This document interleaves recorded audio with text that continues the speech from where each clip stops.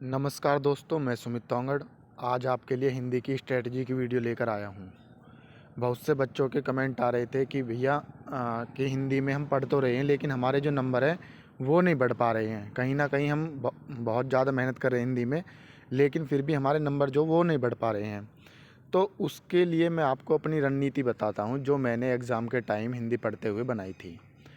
देखो, हिंदी का जो पोर्शन है आप इसको दो तरीके से बांट सकते हो। कितने दो तरीके से बांट सकते हो। एक आपका ये व्याकरण वाला पोर्शन ये है, ये कौन सा, ये व्याकरण वाला पोर्शन जो है, ये वाला व्याकरण वाला पोर्शन, ये जो मैंने इस साइड लिख रखा है। और ये आपका, मैं बोल सकता हूँ, इसको मैं बोल रहा हूँ लर्निंग पोर्शन। ये वाले को मैं बोल रहा हूँ व्याकरण वाला पोर्शन और इसको बोल रहा हूँ मैं लर्निंग पोर्शन। अगर आप इस तरीके से दो भागों में डिवाइड करके देखते हो हिंदी को, तो आप देखोगे कि एक पार्ट तो हमारा समझने का है सारा, कि हमको एक एक चीज़ समझ समझ के पढ़नी है। लेकिन अगर दूसरे को देखोगे आप, दूसरा वाला भाग है, इसमें कोई कुछ नहीं कर सकता। ये सीधा सीधा आपको रटना ही होता है। क्या होता है, ये सीधा सीधा ये वाला जो पोर्शन है ये आपको रटना ही होता है। तो इसके लिए आपको क्या करना है, अगर आपने ये नियम अच्छे से 3 से 4 दिन अगर अच्छे से फॉलो कर लिया, तो मैं इस बात की गारंटी लेता हूँ कि आने वाले 6 दिनों में आपकी हिंदी आपकी उंगलियों पे होगी। ठीक है, अगर किसी ने अच्छे से ये फॉलो किया है तो। देखिए किस तरीके से, जैसे कि ये जो व्याकरण वाला पोर्शन है, इसमें क्या करो आप, इसमें कि अपना जितना भी ग्रामेटिकल ये व्याकरण वाला पोर्शन है इसको एक तरफ लिख लो और जो लर्निंग पोर्शन है उसको एक तरफ लिख लो, जैसे कि मैंने यहाँ पे बांटा हुआ है। तो अब आप देखो कि आपका व्याकरण वाले पोर्शन में कितना सिलेबस कंप्लीट हो चुका है। अगर जैसे कि हिंदी भाषा का विकास, वर्णमाला, कारक, संज्ञा, सर्वनाम, विशेषण, वाच्य, काल, क्रिया, संधि, समास, रस, छंद, अलंकार और अव्यय, ये मैंने ग्रामर वाले पोर्शन में लिया है। बाकी जो लर्निंग पोर्शन में लिया वो मैंने तत्सम, तद्भव, उपसर्ग, प्रत्यय, विलोम, रचना, पुरस्कार, अनेकार्थी शब्द, पर्यायवाची, मुहावरे, लोकोक्ति और समरूपी भिन्नार्थमक शब्द, अनेक शब्दों के लिए एक शब्द, लिंग, वचन, वर्तनी और शुद्ध और अशुद्ध वाक्य। अब आपको इस तरीके से बांटना है ये सिलेबस। अब आपको इसमें करना क्या है, इस तरीके से बांटने के बाद आपको क्या करना, जैसे आपकी किताब में सपोज 200 तत्सम तद्भव दे रखे हैं। कितने दे रखे हैं, 200 तत्सम तद्भव। तो आपको उनको एक बार में याद नहीं करना है। ठीक है, आपको क्या करना है, उनको डिवाइड कर देना। आप चाहो तो 40-40 के हिसाब से बांट दो। डेली आपको 40 याद करने हैं। अब याद करने का मतलब आपको रटना नहीं है वो, जैसे हम एक तरीके से बुक को रीडिंग करते हैं इस तरीके से आपको क्या करना है, रीडिंग करना है। ये मैं सारे वाले इस पोर्शन के कंप्लीट के लिए बता रहा हूँ। ये जो मैंने आपको लर्निंग पोर्शन बताया इसके लिए बता रहा हूँ मैं कि ये आपको किस तरीके से कंप्लीट करना है। इसमें क्या करो, जैसे तत्सम तद्भव का मैं एग्जांपल दे रहा हूँ कि अगर सपोज आपकी किताब में 200 दे रखे हैं, कितने दे रखे हैं, 200। तो आप एक काम करो कि इसे 40 डेली आपको क्या करना है, 40 पढ़ने हैं, बस सिर्फ और सिर्फ रीडिंग करनी है। तो 40 से मैं काटूँ, कितनी बार कट रहा है ये, 5। तो यानी कंप्लीट आपके कितने दिन में जाके होगा, ये 5 दिन में होगा। लेकिन जब आप पहले क्या करोगे, पहले दिन आप 50 पढ़ोगे, कितने पढ़ोगे, 50। लेकिन जब नेक्स्ट डे जाओगे आप, तो अभी आपको क्या करने हैं, 50 ही पढ़ने हैं, 50 या 40 जितने में भी आपने बांटा है। तो अब आपको क्या करना है, पहले आपको पीछे के 40 रिपीट करने हैं, फिर आपको नेक्स्ट 50 पढ़ने हैं, या पहले नेक्स्ट 50 ने पढ़ के पीछे के फिर 40 रिपीट करने हैं, जो भी आप उचित समझो दोनों में से। फिर आपको जब तीसरे दिन आओगे, जब आप तीसरे दिन जाओगे तो पहले पीछे के 2 ने भी रिपीट करोगे और फिर आप तीसरे पेज को पढ़ोगे जो भी आपने 50 का वो बना रखा। फिर आप जब अगले 50 ने पढ़ोगे तो पहले पीछे के जो हैं कंप्लीट, पहले उनका रिवीजन करोगे, सब एक एक बार पढ़ोगे, फिर आप अगले 50 को पढ़ोगे। तो इस तरीके से जब आप चौथे दिन जाओगे तो आपका जो पहला पेज है जो आपने पहले दिन पढ़ा था वो कितनी बार रिपीटेशन हो गया, उसका 3 बार रिपीटेशन होगा। कितनी बार, 3 बार। तो वो आपको पता भी नहीं चलेगा कि आपका कब में वो याद हो गया। इसी तरीके से ये जो मेरी रणनीति है ये इन सभी के लिए जो लर्निंग पोर्शन, जैसे अनेक, अब ये आप अपने हिसाब से बांट लो कि जैसे किसी में 300 350 दे रखे हैं, 350 दे रखे हैं, तो उस तरीके से बांट लो कि भाई मुझे 50 ही करने हैं। मतलब 4 से 5-6 दिन का हिसाब बना लो, भाई इतने दिन में मेरा कंप्लीट हो जाएगा। मुहावरे लोकोक्ति जैसे 350 दे रखे हैं तो 7 दिन में, यानी 7 दिन का मतलब क्या होगा कि आप पहले पेज कितने दिन पढ़ोगे, जो आपने 50 याद करे 7 दिन, जब उन्हें लगातार 7 दिन फेर हो गए इस तरीके से, तो आपका ये जो लर्निंग पोर्शन है ये अपने आप ही स्वतः ही याद हो जाएगा। और स्वतः में कौन सा होता है, निजवाचक। ठीक है, इस तरीके से ध्यान रखना है आपको। अब देखो ये मुहावरे, लोकोक्ति, ये सब आपके हो गए, बिल्कुल एक तरीके से याद हो गए। इनको सबको बाँट लो, अपनी किताब ले लो और किताब का विश्लेषण करो कि हर उसमें कितने-कितने क्वेश्चन दे रखे हैं इनसे संबंधित कितने क्वेश्चन दे रखे हैं, और उनके आगे लिख लो तत्सम तद्भव 200 दे रखे हैं, उपसर्ग प्रत्यय मान ली 100 दे रखे हैं, रचना पुरस्कार जितने भी दे रखे हैं वो अनेकार्थी शब्दों के लिए जितने भी है, पर्यायवाची मान ली 350, मुहावरे, लोकोक्ति जितने भी, मतलब ऐसे तरीके से उनको बाँट लो और उनको डिवाइड कर लो कि ये मुझे 40 करने हैं, 30 करने हैं। अपने पास रात को सोने से जब सुबह को उठो तो अपने पास हिंदी की किताब रखो, और जैसे ही जब उठो तो आँख खोलने के साथ ही अपने फ़ोन में व्हाट्सअप में स्टेटस मत देखो किसी के भी। आप छुटते ही अपनी किताब देखो और किताब में जो भी आपने बना रखा है कि इतने इतने मुझे डेली याद करने हैं, इन्हें कंप्लीट करना शुरू कर दो। ये तो हो गया लर्निंग पोर्शन के लिए जो मैंने आपको बताया है सबसे आसान याद करने का तरीका। अगर इन्हें वैसे याद करोगे तो इन्हें याद नहीं कर पाओगे आप। इन्हें इस तरीके से याद करो जैसे मैं बता रहा हूँ, आज 50, कल को 50, पीछे के फिर 50 रिपीट, ठीक है। फिर जब तीसरे दिन जाओ पीछे के फिर रिपीट, फिर अगले 50, फिर पीछे के रिपीट, फिर अगले 50। इस तरीके से ना बाँट के वो आप 40 या 50 अपने हिसाब से बाँट सकते हो, ठीक है। उम्मीद करता हूँ कि ये चीज़ आपको बहुत अच्छे से समझ में आ गई होगी। अब नेक्स्ट देखो, नेक्स्ट वाला जो पोर्शन है, अब बात करते हैं हम ग्रामर वाले पोर्शन पे। किस पे? ग्रामर वाले यानी व्याकरण वाले पे।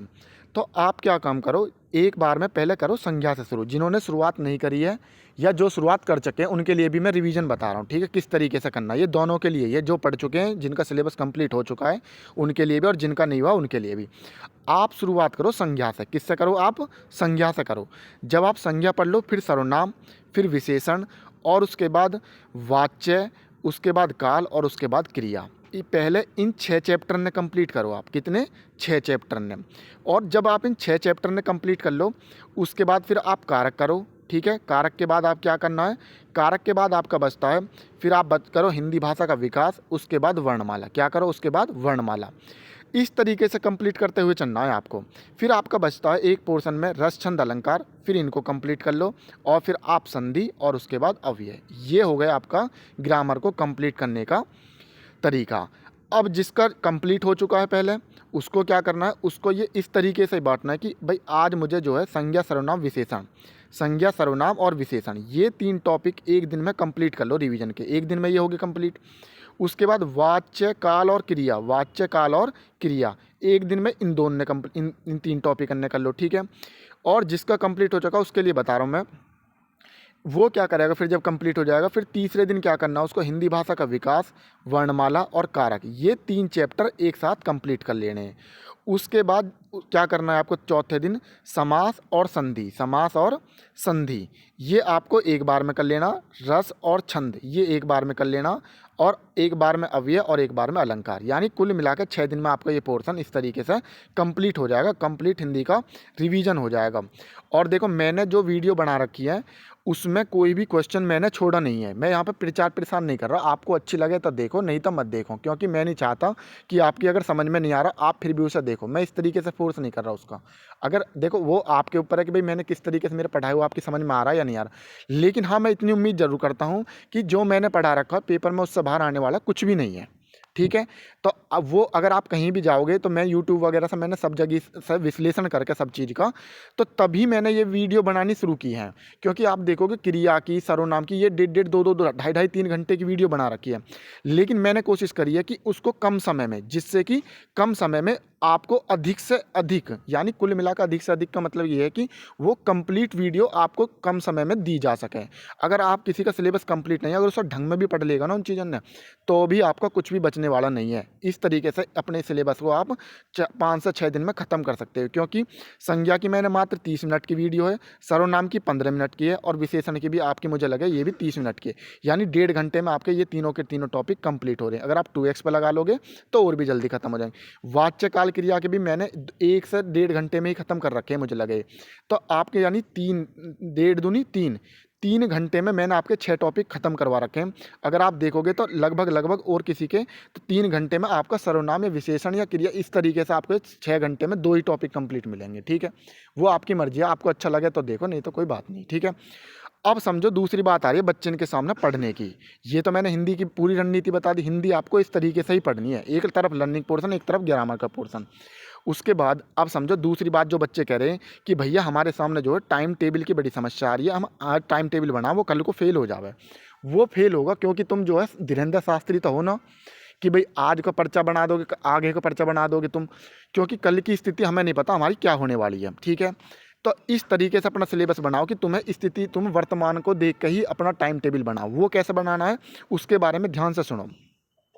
जैसे कि अब आपको पता है कि आपका पेपर आ रहा है, ठीक है, अब आपको पेपर आ रहा है, आपको पता है कि अब आप डेली, कल को आप लाइब्रेरी या जहाँ भी जाकर पढ़ रहे हो, तो आप क्या करो, अपनी एक छोटी सी कॉपी बना लो। उसमें क्या करना है आपको, उसमें आपको हिंदी लिख लेना है। एक पेज पे क्या लिख लिया आपने, हिंदी लिख लिया, जैसे हेडिंग डाल लेते हैं। अब हिंदी में कल क्या पढ़ना है मुझे, जैसे कि मैंने आपको बताया कि मुझे 50 तत्सम तद्भव पढ़ने हैं, 50 पर्यायवाची पढ़ने हैं, 50 अनेकार्थी शब्द पढ़ने हैं, 50 मुझे विलोम पढ़ने हैं। इस तरीके से मुझे संज्ञा पढ़नी है, मुझे सर्वनाम पढ़ना है, और सर्वनाम की उस किताब में फलाने फलाने पे ये एक्सरसाइज लगानी है। ये अब आपका हिंदी का हो गया। इस तरीके से आपने हिंदी का अपना लिख लिया। सुबह उठ कर लिख लोगे तो और अच्छी बात है। रात को अगर आपको लग रहा है कि भाई कल कहीं जाना पड़ सके, अगर आपको पहले पता उस चीज़ का, तो उसके हिसाब से नहीं, सुबह उठते ही देख लो, और सुबह उठते ही आपको दिन का पता चल जाएगा कि आज मुझे कहीं जाना है या नहीं जाना।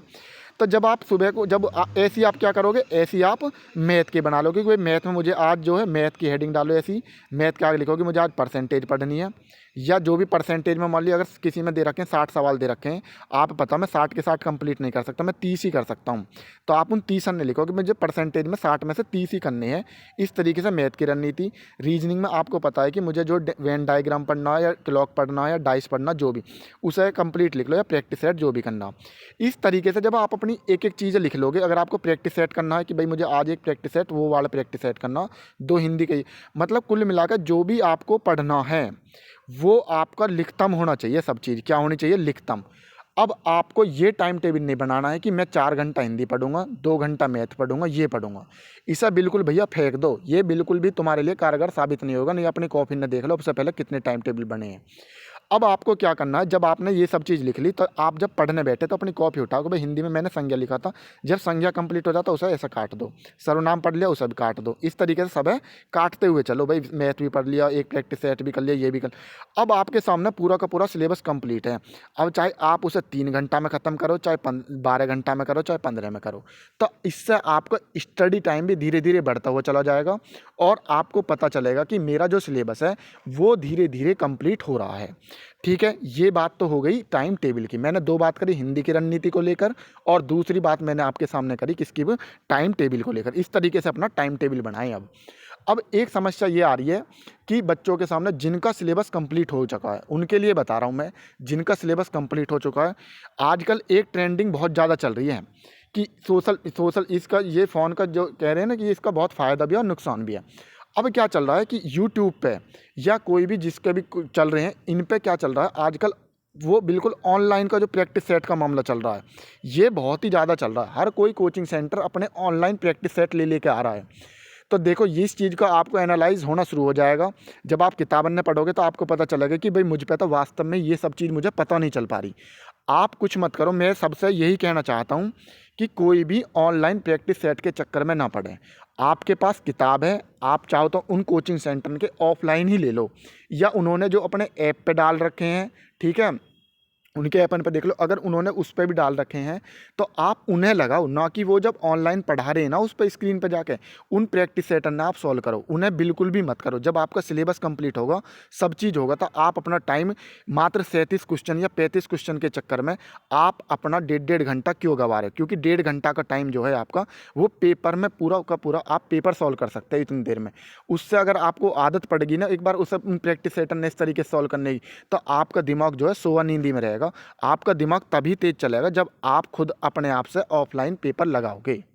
ठीक है, मेरी बात समझो ध्यान से। मैं इस बात को विशेष कर जोर दे के कह रहा हूँ कि आप उनकी चाहे तो उनकी जो पीडीएफ डालते हैं ना, उसे निकलवा के अपने आप खुद से सॉल्व करें। फिर जो तुम्हारा क्वेश्चन गलत हुआ है, उस गलत हुए क्वेश्चन को उनके चैनल पे जाकर तब देख लो। ठीक है, लेकिन जब आपकी सब चीज़ कंप्लीट है तो आप 10 बार उस चीज़ को क्यों कर रहे हो? ऐसा बिल्कुल गलती, अब भी आपके पास टाइम है, अभी बहुत टाइम है आपके पास, तो ऐसी गलती मत करो कि आप अपने टाइम को गवाते रहो और आपको पता भी ना चले, और ना वो बता रहे आपको कि आपका टाइम इस तरीके से हम खा रहे हैं। ठीक है, अपना बिल्कुल भी समय गवाओ मत ना। ये टाइम जो है आपका बिल्कुल बहुत पीक पॉइंट चल रहा है अब। ठीक है, उम्मीद करता हूँ कि मेरी बात आपकी समझ में आ रही होगी, क्योंकि मैं आपको जो भी बात बता रहा हूँ एक शिक्षक के तौर पे या एक मास्टर हेड उसके तौर पे नहीं बता रहा हूँ, मैं आपको एक छात्र की तरह ही बता रहा हूँ, क्योंकि मैं भी मैं भी फ़िलहाल भाई हर कोई एक छात्र ही है अपने आप में, ठीक है। तो मैं आपको बिल्कुल आपकी जगह रखे हुए, ठीक है, मैं अपनी जगह नहीं, मैं आपको अपनी जगह रखे हुए इस बात को सोच रहा हूँ, मैं तभी बता रहा हूँ आपको ये बात कि भाई इस तरीके से आप अपनी पढ़ाई करो, ठीक है। आप इस तरीके से 4-5 दिन अपनाओ, आपको पता चलेगा। आपके पास कोई भी किताब ले लो, ठीक है, जो भी आप पढ़ रहे हो उन किताबन से ही पढ़ो आप। जो प्रैक्टिस सेट ले रखा हो उस प्रैक्टिस सेट को ही करो आप, ठीक है। उम्मीद करता हूँ कि आपको बहुत अच्छे से सारी बात समझ में आ गई होगी। अगर किसी का फिर भी कोई डाउट है किसी बात को लेकर तो वो पूछ सकता है, ठीक है। और अब जो जिन बच्चों का रेडियो ऑपरेटर वाला एग्ज़ाम आ रहा है वो प्रैक्टिस सेट लगाना शुरू कर दो। डेली के डेली 2-2 प्रैक्टिस सेट लगाओ, एक सुबह को एक शाम को। और जब प्रैक्टिस सेट आप लगाओ तो आप उसका एनालाइज़ ज़रूर करें कि भाई मेरे कौन कौन से क्वेश्चन गलत हुए। ये ना प्रैक्टिस सेट मैंने लगाया फिर मैंने ये देखा नहीं कि कौन कौन से मेरे क्वेश्चन गलत हो रहे हैं, ठीक है। इस तरीके से आप विश्लेषण नहीं कर पाओगे, ठीक है। डेली के डेली प्रैक्टिस सेट लगाओ आप। तो उम्मीद करता हूँ कि सारी बात आपको बहुत अच्छे से समझ में आ गई होगी, ठीक है। जय हिंद, जय भारत।